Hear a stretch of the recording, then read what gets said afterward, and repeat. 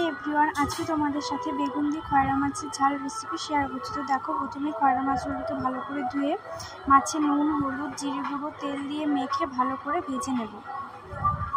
দেখো, ভালো করে মেখে নিয়েছি। মাখা হয়ে গেলে কড়াইতে সর্ষের তেল গরম করে একে একে মাছগুলো ভেজে নেব। একটু ভালো করে ভাজতে হবে। মাছগুলো ভেজে নিয়েছি। এবার ওই তেলেই কেটে রাখা বেগুন, নুন, হলুদ দিয়ে ভালো করে ভেজে তুলে নেব। তারপরে তেলে আলুগুলো নুন, হলুদ দিয়ে ভেজে তুলে নেব।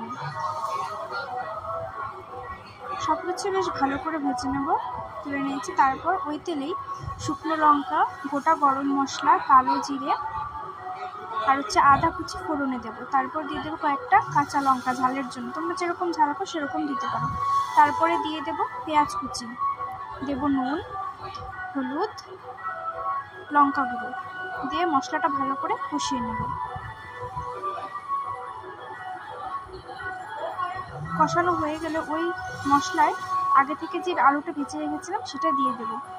সব কিছু ভালো করে কষিয়ে নিয়ে পরিমাণ মতো জল দিয়ে দেবো ঝোলের জন্য। ঝোলটা ফুটে এলে ভেজে রাখা বেগুনগুলো দিয়ে দেব। তারপর একটু রান্না হয়ে গেলে দিয়ে দেবো ভেজে রাখা মাছগুলো দিয়ে আর একটু ভালো করে ফুটিয়ে নেব।